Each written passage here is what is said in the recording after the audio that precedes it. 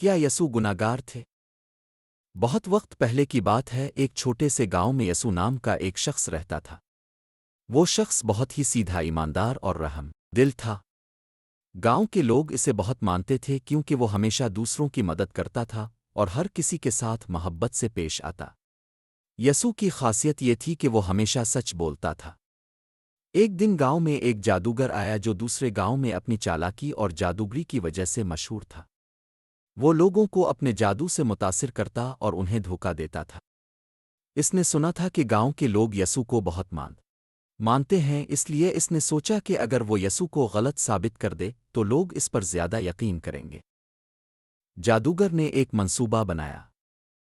اس نے گاؤں کے لوگوں کو اکٹھا کیا اور کہا، میں یہاں آیا ہوں تاکہ آپ کو دکھا سکوں کہ یسوع ایک گناہگار ہے، اور میں اس کی حقیقت اب کے سامنے لاؤں گا۔ گاؤں کے لوگوں میں بے چینی پھیل گئی اور وہ دیکھنا چاہتے تھے کہ جادوگر کیا کرنے والا ہے۔ جادوگر نے یسوع کو بلا کر کہا، اگر تم واقعی سچے ہو تو تمہیں یہ ثابت کرنا ہوگا کہ تم گناہگار نہیں ہو۔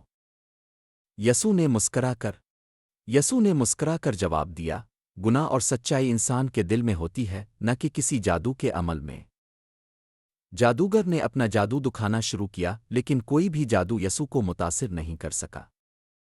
جادوگر نے جب دیکھا کہ اس کا جادو ناکام ہو رہا ہے تو اس نے یسوع پر الزام لگایا کہ وہ جادو کے خلاف ہے اور اس کے پاس کوئی اور طاقت ہے۔ یسوع نے کہا، سچائی اور محبت ہی سب سے بڑی طاقت ہے۔ گاؤں کے لوگوں نے جادوگر کی چالاکی کو سمجھ لیا اور یسوع کی سچائی کو تسلیم کیا۔ جادوگر کو شرمندگی ہوئی، وہ گاؤں سے بھاگ گیا۔ اس واقعے کے بعد گاؤں کے لوگ یسوع کو پہلے سے بھی زیادہ ماننے لگے۔ یہ سیکھا کہ سچائی اور محبت سے بڑھ کر کوئی طاقت نہیں۔